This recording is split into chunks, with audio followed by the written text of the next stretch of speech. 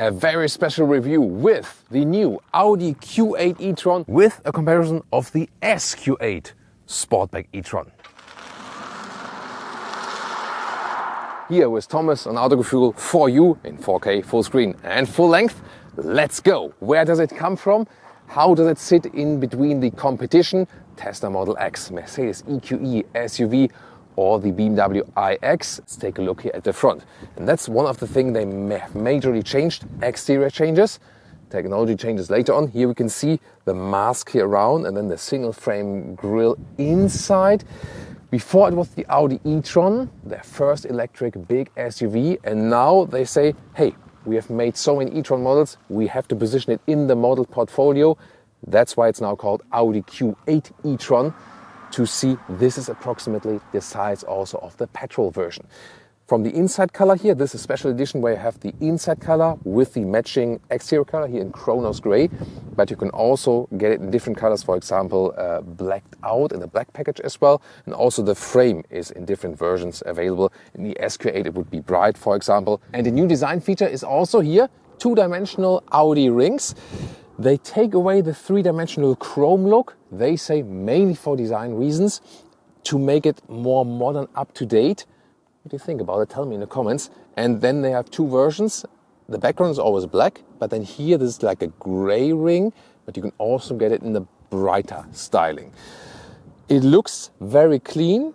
However, I was also a fan of the real things you could touch, you know. So far in this segment here, it wasn't the most efficient vehicle overall. They have now improved that, for example, by increasing the aerodynamic efficiency. So now CD values of 0.24 or 0.26, depending on the Sportback or the SUV version. The Sportback is always better. Then here in the lower part, they also optimize the air breathers, or these air curtains. So the air goes in here, goes through the wheel arch. This has been optimized.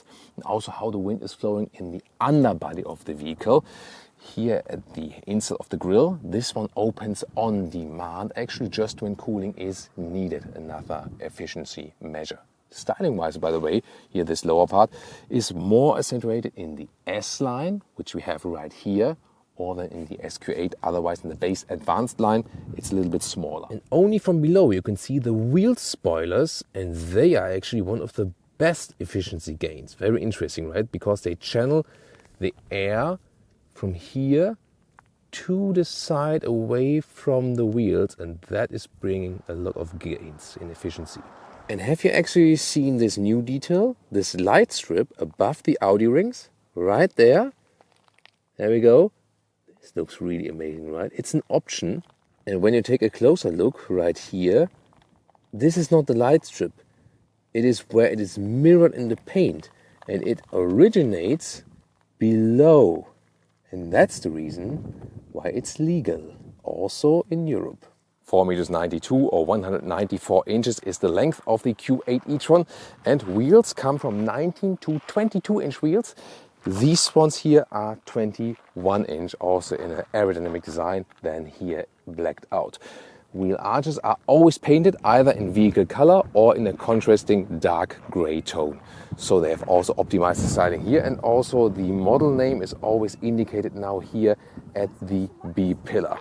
Other than that, you have the base SUV shape or then the Sportback shape, and both versions, SUV or Sportback, are available then in different powertrain versions with different power output. What have they done with the batteries? Massive upgrade. The so far biggest battery has been increased and is now the small entry battery. And the bigger battery now is a completely new, even larger battery. So now you either get 89 kilowatt hours net for the 50 model, or for the 55 model and the SQ8 you get 106 kilowatt hours net. So that's an increase by 25 or 20 kilowatt hours depending on the battery. So massive increase. So you get plus 100 kilometers or plus 60 miles of range with this upgrade now. And what does that mean for the real world driving range? We'll test this vehicle thoroughly throughout the next days, and then at the end of the driving part we'll tell you about the final test consumption and then tell you about more about the real world range, but it's way better than before, that's clear for sure already right now. Rear design here, light strip goes all the way through, modern taillamp design. And then the lower part here in a contrasting style, this diffuser in the lower part is here more accentuated. And this is always the case in the S-Line or in the SQ8. Driving dynamics wise, also massive changes. Reworked suspension, air suspension is standard, but the front axle is, a little bit stiffer from the setup especially. And then you can get, on top of the normal air suspension, a sportier air suspension setup that is standard for the SQ8 or then also for the S-Line. For the S-Line you can then again depick it, but not for the SQ8. Yes, this is the channel here where you know more details even before you go to the dealer. And recharging, the small battery, 150 kilowatt peak, 28 minutes, 10 to 80% state of charge. And the bigger battery, 170 kilowatt peak and 31 minutes from 10 to 80% state of charge. And that is indeed very good as for the improvement because the batteries have become larger. So the time didn't really change that much, but since the batteries are so much larger now, this is also a significant improvement. Here when you press this button, the charging flap opens and there you have AC and then DC charging below. And here for the passenger side, you can also get another optional AC charger. Really cool solution. Also the flap is opening, closing, very premium alike. And a feature you would usually see, for example, where do we know it from? Yes, for example, from Rolls-Royce. Here inside the wheel, the caps here, they can be turned actually. And yeah, you can maybe show it off to your friends and do like a Ferris wheel or something here. That looks also quite cool, right? But the function, of course, is that it stays upright even while driving. Let's take a look at that.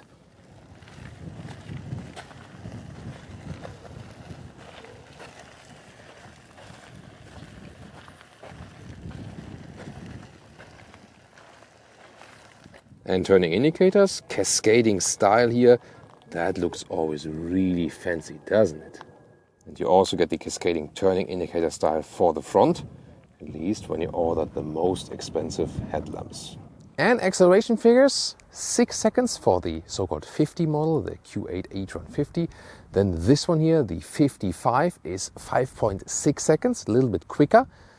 Both have 2 electric motors, one in the front, one in the rear. And then the SQ8, that one at 4.5 seconds with 3 electric motors, one in the front, 2 in the rear, and then also enables even better torque vectoring. These here, the all-wheel drive models, do torque vectoring by brake intervention. The SQ8 can do torque vectoring by one motor at the wheel, even just spinning quicker. That's of course a better form of torque vectoring. And now, look at that scenery here. The first scenery was amazing already. And that one, that's just beautiful. And also with beautiful color. This one is now ultra blue, a typical Thomas blue we call it here on our channel because this is my favorite color. These light blue colors. This one in here is now the SQ8 e-tron and also the Sportback version. Once again, you can get an SQ8, the sporty version, for both the normal SUV version and the Sportback. So it doesn't really matter. You can freely pick SUV or Sportback and SQ8 or normal Q8. Here, then the SQ8, you can see, standardly comes with the bright mask around here in this light gray that looks really beautiful. And I would actually pick it in this very combination. I think also the ultra blue together with the bright accentuation right here just looks amazing. Also the bright inside grille in here. However, you could also go for an SQ8 and make the mask and even the grille in black if you prefer that more sinister look. And I also think it's a right choice here to go for the Audi rings, which are in white here. Always black background, but white then on top. It just looks more present. And I've seen some other vehicles, for example, in my back mirror yesterday or when they were facing towards me. And when the Audi rings themselves are dark, it almost appears as they would be like diminishing. So you can't really see them. And that way you can still see, hey, I'm driving an Audi. Styling-wise, S-Line and SQ8 are similar right here with these wider openings for the air curtains. Otherwise, they are just like this in the size.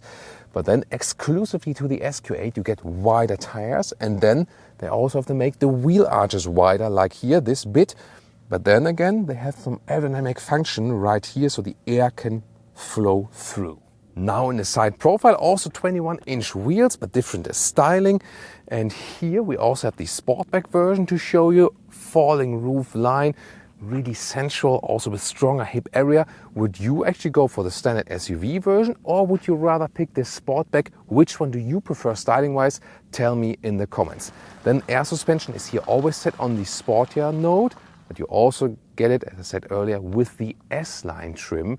And then you can depick it, but you cannot depict the sporty setup for the air suspension here in the SQ8. However, it is still an SQ8 and not an RSQ8, so they still have some compromise between sportiness and comfort. There's no RSQ8 for the electric version. You have to go then, once again, for the petrol engine still. But here I think this combination works very well. Usually I'm more a fan of the normal SUV versions, but in this case here, yeah, I think the Sportback just has this sportier touch. But is it any bad? Is it a bad compromise? As for the interior, rear and trunk and so on, we'll find out later in the interior part. And in the rear, once again, a stronger presence for the Sportback version, especially in that 3/4 rear perspective right there. Cool look, isn't it? And then the SQ8 version has the silver contrast right here. I think that works very well with stamped in e-tron badging here. The lower part, this diffuser, is the same in the S-Line and also in the SQ8. So also from the rear, is it more the SUV style or Sportback for you? Tell me in the comments. The white Audi rings, I think once again, work just better. They have more presence here also at the rear. And although they have this two-dimensional look, they are three-dimensional in a way and to be touched at the rear. What about this badging? They have indeed also changed the badging. On the right side, there's now never anything. 50, 55 model, you can't see anything right there. But on the left side, a normal Q8 e-tron, standard one, would have this badge, just Q8. If you pick the S-Line for the Q8, it would be like this, the red Audi Sport logo with the Q8. And then if you have the SQ8, it looks exactly like this. So this here basically indicates an S model or also an S-Line. And it's not placed, you know, this old S-Line badge at the side, that one is also gone. Key fob here with the e-tron badge. It's a really nice key fob. It's not new, but still does the job very well. Then door closing sound. Really solid. Love that perfect door closing sound. And the interior materials here, soft touch on the top part, a nice microfiber insert here in the S-Line. This is also softer for L, but could be a little bit softer, I think. And the lower part, this was better recently in the Tesla Model X, where this was also covered. Here it's just, you know, like a hard pack material. And then here, look at that. These are the digital mirrors. They are an option, and they cannot be bought in the US. And that's actually a good thing, because I think they're a bad idea. Yeah, everyone. They're placed too low in the vehicle. They should be higher and more central towards the driver. And in general, normal mirrors give you a 3D image of your surrounding, basically, to me, in your head. Even though if European mirrors are also better than the US ones that are kind of like zoomed in the driver's mirrors, it's also a little bit weird. But these camera mirrors are always, let's say, less realistic, even in nighttime. I think it's overall a bad idea indeed. What's your take on that? Seating position, the seat ergonomics actually is pretty good. Here, 1.89 m or 6'2", still leaves a lot of headroom. A panoramic roof is also available.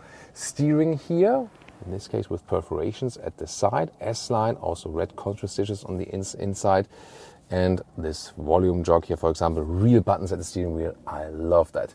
There's no other material than animal skin available. And the same also counts for the seats in the US. And that's, of course, really hit and miss.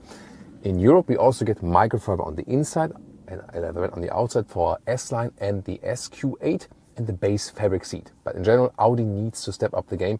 Tesla Model X is completely animal-free. BMW iX offers a lot of different choices, and also Mercedes is better in this respect as for, you know, offering also some things worldwide. For example, for the EQE SUV. So this is where Audi is lagging behind. They have missed the chance to change something here in the interior. The interior setup here is really clean indeed. You have this integrated screen, 10.1 inch, the other one 8.6 inch below, and they can also play together in a way. e-tron badging right there. This very interesting structure on top of that.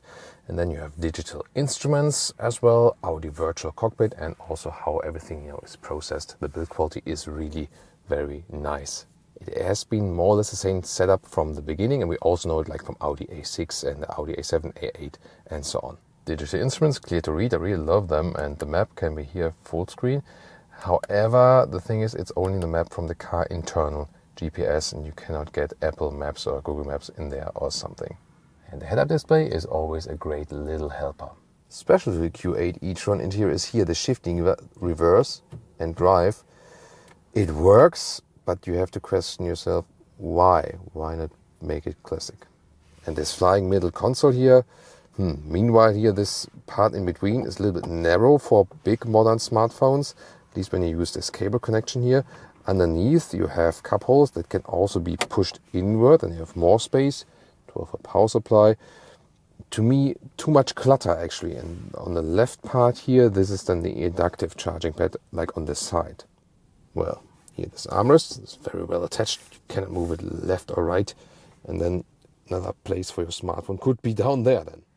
I really like the infotainment system because it has this simple main menu. The other one I don't fancy that much. And the car internal GPS has a nice satellite view. Here today also on a very beautiful volcanic origin island.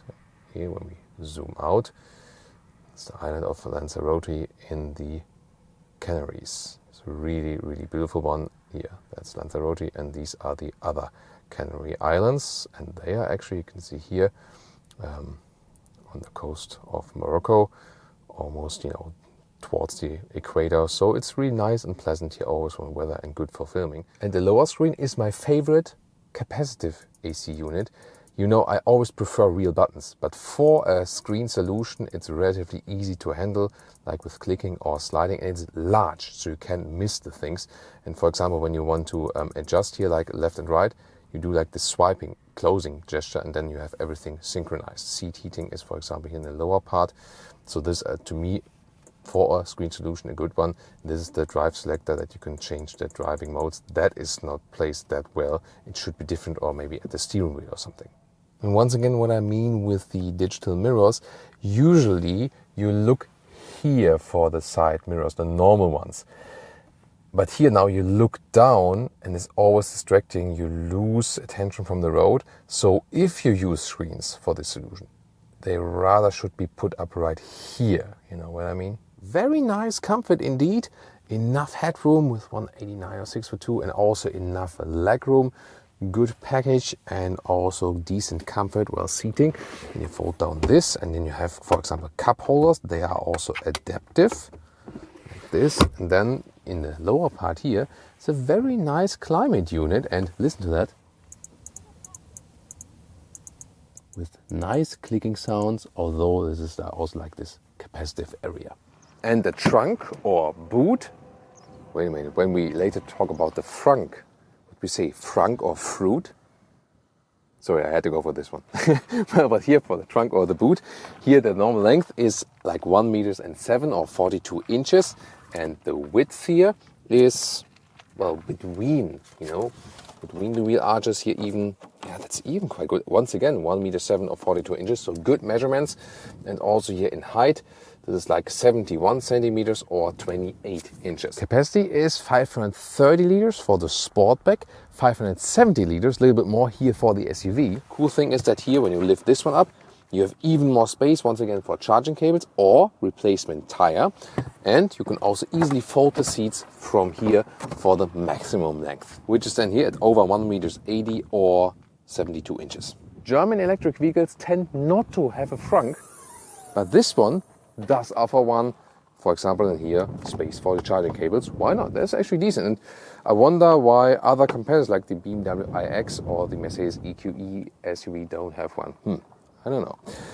Then does this one here, since we are in front of the hood here, affect the petrol engines in any way? This one here, the Audi Q8 e-tron, is the EV version. Once again, an SUV or Sportback, then different powertrain outputs and so on. But it does not affect the petrol range, the normal Q8, SQ8, RSQ8. This will remain the same. They do have something in common, technology parts and so on, but it will run parallel the EV lineup and the combustion engine lineup. Sportback interior now in the rear. What is the difference? Headroom wise, I had like in the normal SUV version like this space above my head still, and here I do fit in here, but then I can just put a hand over my head. So yes, you lose headroom here in the Sportback version in the rear. However, tall adults can still sit here without problem. So it's not a big compromise, only if you have Michael Jordan guests in here in the rear. By the way, about the front, Sportback SUV, no difference in the interior, and also SQ8 with the normal Q8, also basically no difference in the interior. What about the trunk of the Sportback version? Opens really high as well. I can stand underneath it, no problem. And you have the same great access to the trunk. Here, this one is fixed. You can remove it here, however, completely if you like. And you see, it's very usable too. The thing is, you're not limited in height right here, just limited a little bit in height right here. So only if you have long things, but at the same time are super high in the back area, then it would be a problem. Otherwise, I think you can live with this compromise, can't you? Welcome everyone.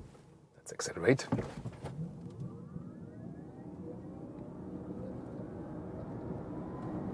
Plop. That was 0 to 100 kilometers an hour or 60 miles an hour with the 55 model. So the official figure is 5.6 seconds. We got to check the time code below. Reasonably quick. 2 electric motors, one in the front, one in the rear. And wow, we have a beautiful scenery on the island of Lanzarote. Wow, this is really impressive. And let's start with the strength of this model. And one of them is definitely noise insulation. It's really silent as for the wind noises around. And one of the weaknesses is, especially at lower speeds, you tend to get some low frequency sounds, especially when you're running over some bumps and so on. And they haven't changed that with the facelift here of the model. So that is on the con side.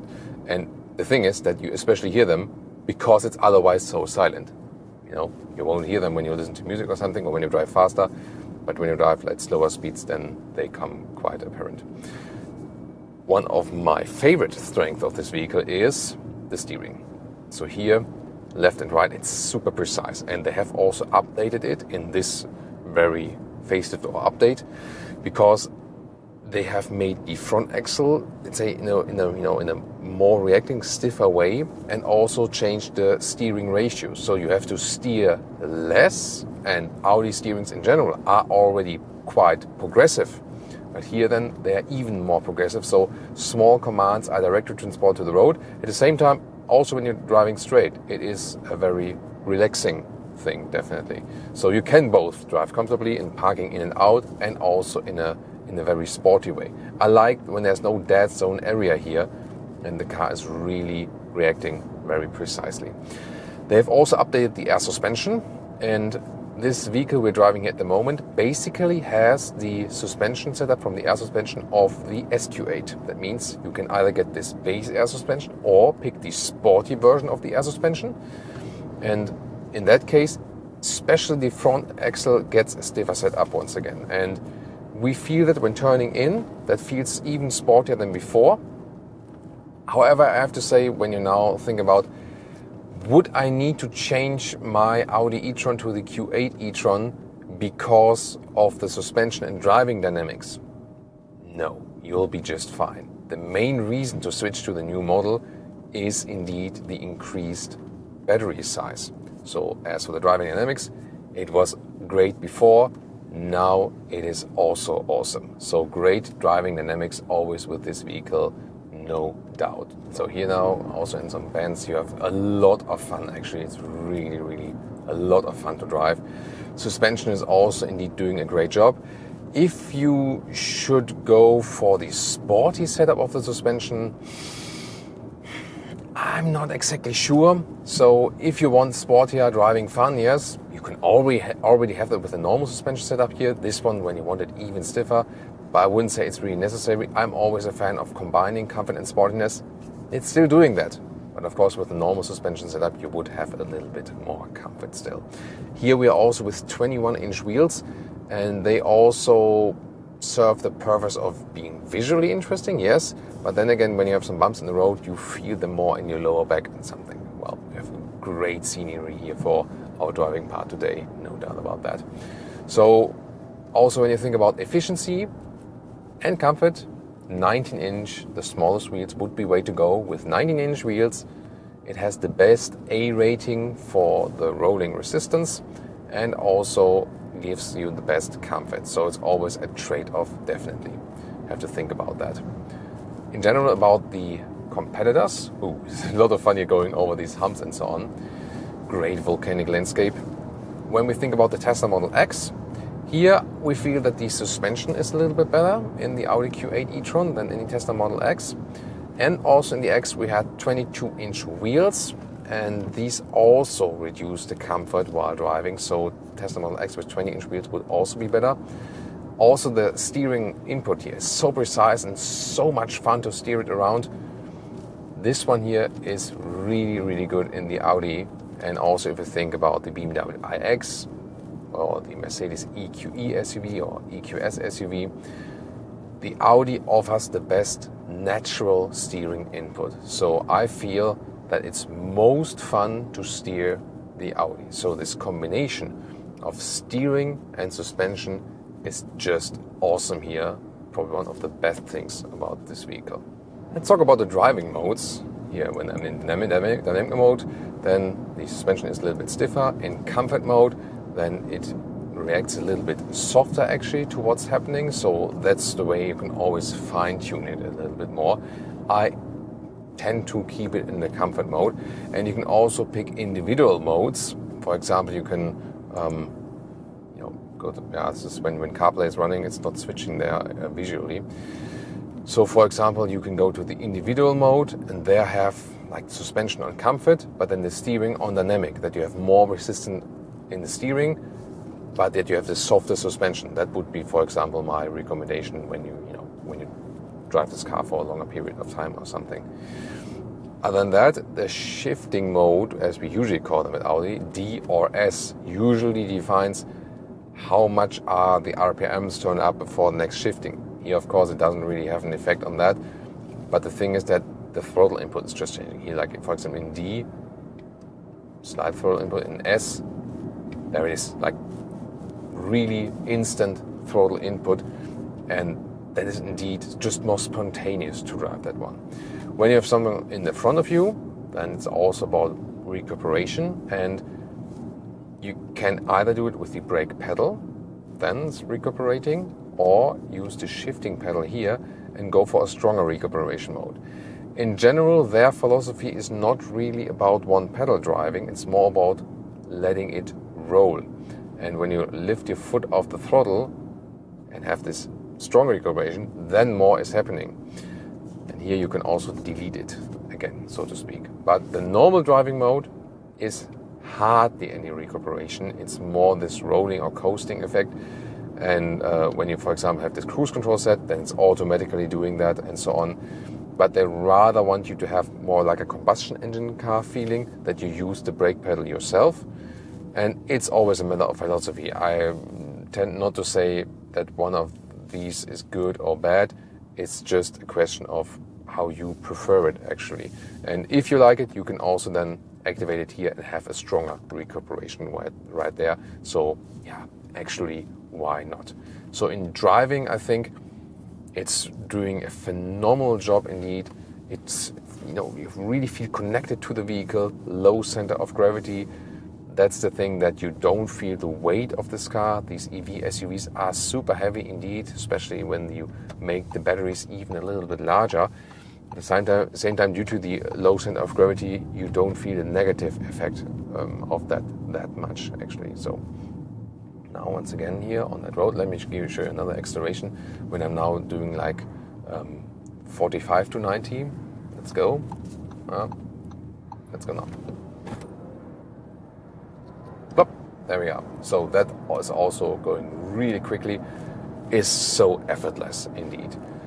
And the whole steering feeling, it's always a lot of fun. but you can always just go back to normal D-driving mode, pick the comfort setting or just the auto setting here, then the car is adjusting accordingly. The air suspension also, when you are in the dynamic mode, the air suspension lowers a little bit, so it's also then better for fast driving. You get more stability and at the same time more dynamic character, or it goes up again when you are in the auto mode or in the comfort mode and so on. Then about the efficiency, that's still the thing. So our results so far already is saying that even though some things have improved, it will not be the most efficient car overall. What will it be at the end of the day? We will find out when we drive even further. But now let's compare, how does the SQ8 drive in comparison to this one here. Now the SQ8. Woo! And 100. Whoa. Whew. Okay. That's a notable difference.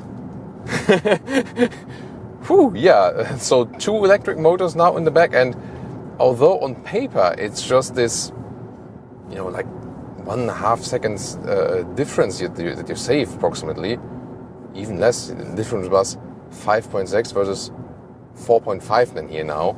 So, barely a second difference, but it feels way quicker indeed. So, get an instant push definitely from the get-go, so this additional electric motor really helps a lot. Interesting is that suspension-wise, from the setup, when you get the normal Q8 e-tron with the Sporty air suspension in the S-line, and then also stick with it, it has the same suspension setup here than standard with the SQ8. So that's also then this stiffer setup here, and we have more precise steering, because especially the front axle has been stiffened up.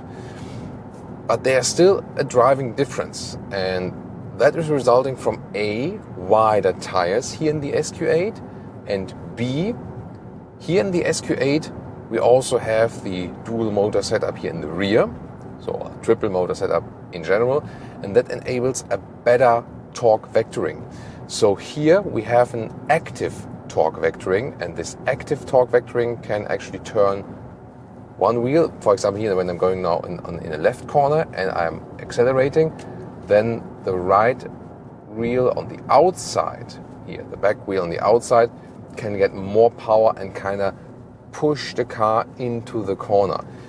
But the other models, when you have just 2 electric motors, so one in front, one in the rear, this is done by brake intervention, and has been the same recently shown with the Tesla Model X Plaid model, that also then gets the additional motor in the rear, and then you also have active torque vectoring. So that's the main difference. So the SQ8 will still feel sportier, and once again, the best thing about these vehicles is the steering is just so direct. It's awesome, so you don't have any dead zone area.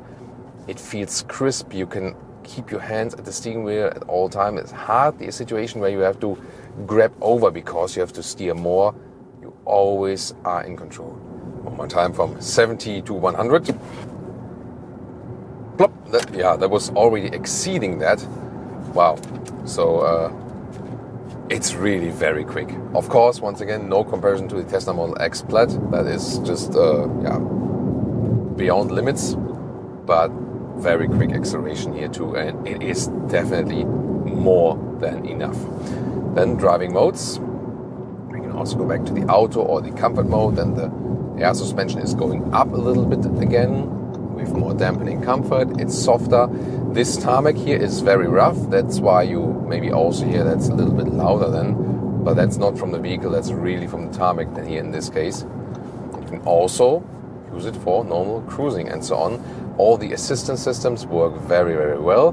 This is here the adaptive cruise control, and the good thing is you can activate or deactivate the active lane keeping assist just with a click of a button, and that's rarely what we see in the very, very new modern user interfaces. So I feel it's actually a good thing that this one is not the all new platform as for the user interface. You're just like this, then adaptive cruise assist, no lane guidance, or click again and then I have lane guidance. And for example, when I here steer a little bit left, car keeps in, and very smooth process actually. So really fun of these assistance systems. But just once again with the digital mirrors, I'm just not a fan of it at all. Too small, placed too low down. Again, US viewers won't care about that at all because you get the normal mirrors anyway. And for everyone else, I can just tell you, don't buy this option, stick with the normal mirrors. They don't bring you much more range or efficiency gains. That's just a marketing myth. It's not a big difference. When you have good light conditions, it's of course better. As darker as it gets, the more problematic it is, I think. And you don't have this like realistic image of your surrounding with that. So you're not just aware. And for example, when you're looking straight now, and let's imagine there would a car appear near, like close to me, and even if I would look straight and there is a normal big side mirror, I'm still aware. It's like I'm looking straight, but I'm still somewhat, there's something moving in that big mirror. Okay, there's a car. But here with the screens, you have no awareness at all of what's happening unless you directly look into it. So when I'm looking straight and something is happening here, I realize nothing what is happening here, like not at all. Once again, I have to intentionally look and concentrate on the screen.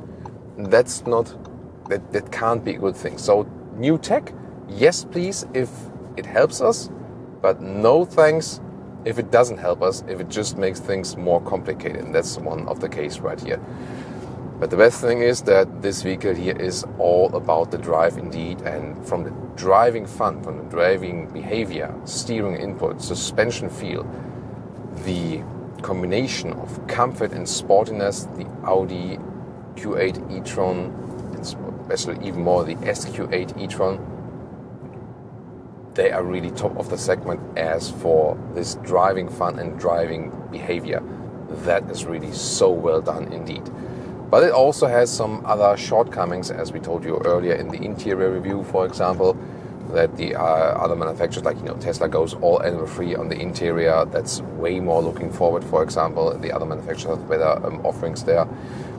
Well, and range efficiency gain and so on. This will be super exciting. We did one test with the normal Q8 e-tron yesterday, the 55 model, and we'll also do range test and here today with the SQ8 for a longer period of time, and then compare these both consumption figures, and then we can tailor the real world range, and if they can keep up to the competition. This is to come then later on. Putting it one more time here in dynamic mode because I'm getting off the motorway here. Noise insulation, like wind noise and so on, is awesome. Really, really awesome. That's great. And wow, here now off the motorway in that bend, it handles so well. So much fun indeed. And I mean, look at that. It's so effortless. It's a heavy vehicle indeed, but the drive, suspension-wise and so on, makes it still so much fun. Of course, at one point, you can't deny physics. So even though the weight is put in the lower part of the vehicle, when you have really, really tight corners, at some point it does push you out of the corners. That's just physics. So electric vehicles are a lot of fun to drive, yes, and they especially feel effortless when accelerating. But when you have lightweight sports cars, then, or in general, like a combustion engine SUV, which is maybe 400, 500 kilograms lighter, they do feel better in tight corners indeed, because the weight, again, you just can't deny it. So it is a lot of fun, definitely, but more, especially like when you have some longer bends and so on, the tighter it gets, the more this weight still plays somewhat a role. Here, these roundabouts, they are a lot of fun. And then the other combination again here out. So would I actually choose the SQ8 over the normal Q8 e-tron? Of course, there's always a hefty extra price. I do feel that the SQ8 is a little bit more fun, yes. So this torque vectoring helps, and also the wider tires, they do make a difference. So It is actually more difference than I have expected. And in general, the thing is with the electric vehicles, when you pick between the different horsepower tunes, the difference is not as large as it used to be with combustion engine vehicles. You know, like when you compare like a normal Q8 to an SQ8 or so on. We have felt the same with the BMW iX and to the M60 version. Yes, it is more driving fun. It is more extreme in a way. It goes more into the sporty direction, but the differences are not as large as they used to be. So when you're thinking about a clever budget decision, then it is of course not the SQ8, and you will be totally fine with the normal Q8 e-tron, definitely. If you want that extra spice of driving fun and the budget is not really, that important, then the SQ8 will be totally fine. And what I always love about the S models of Audi, in comparison to the RS models, here the S models have a suspension setup which is still suitable for everyday driving life. And in the RS models, usually there is some kind of a compromise in a way of you have to go in that very sporty direction. You also want that then from an RS model, but you do lose comfort. Here with the S models, it's still the case that they say, hey, I don't need to lose comfort, And at the same time, when you go for the normal Q8 e-tron, you can always depict that sportier suspension setup, for example, when you went for the S-line, and have it a little bit more comfortable and also tune it with the tires. Here now, once again, like with the Q8 e-tron yesterday, we had 21-inch wheels. We could go bigger, but we could also go smaller. And my tip is always maybe go a size smaller to keep up the comfort. One more topic then here in driving is Sportback versus SUV. Yes, this happens to be the Sportback version here now, but yeah, it's a design thing, It maybe has like a minimum effect then on the weight distribution, because here then it's a little bit lower, but it doesn't make a huge difference. The bigger difference will in a way be that when you go for the Sportback version, the drag coefficient is better actually, so you will have a little bit more efficiency then. Yeah, but also not in a way that it's a super game changer or something. So if you go for SUV or Sportback, driving, it doesn't really make a big difference. So rather pick that one that you like better design or styling wise, and just think about if you can live with some of the like height gains in the trunk we've shown to you here with that Sportback version. But yeah, once again, that doesn't really matter so much. Great fun ride here once again. Now the question is, what about the final consumption for both vehicles and the real world range? And about the lighting, here's some nighttime driving shots. I know you love to see that. Look at that, they are oncoming vehicles, and it's said that they are not blinded. So far, no one complained, because sometimes people complain, they maybe flash their lights or something. But you can see, although they were oncoming vehicles, now again, from left to right, this span from left to right or right to left is a very wide field where the light is being applied. If I turn on the high beam, whoa, we can see everything. So that's really impressive indeed. But even the normal beam, look at that, really impressive field of light, I would call it. And yeah, as I said, so far no one complained. I hope it's also the case that really no one is blinded. And now to our final consumption and real world range test for today. So we have driven the 106 kilowatt hour battery, the big one, with the Q8 e-tron 55 and also with the SQ8 Sportback e-tron. The first consumption with the normal Q8 e-tron was about 24 kilowatt hours on 100 kilometers. Here with the SQ8 e-tron a little bit higher, 25 kilowatt hours on 100 kilometers. That means both round about 2.5 miles per kilowatt hour for our US guys. So the real world range then is 440 kilometers for the Q8 e-tron, or 420 kilometers for the SQ8 e-tron. That means 270 miles for the Q8 e-tron, or around 260 miles for the SQ8 e-tron. Overall, an acceptable result. The consumption is still quite high, also if you compare it to the competition. However, now, since the battery is so large, it evens that one out. So no, it is not the most efficient one in the segment, but it is the one that also offers one of the best driving experiences in the segment as for comfort and fun, and this combination indeed. So you have to think about which one would be more important to you, and you can directly compare the competitors like the Tesla Model X or the BMW iX.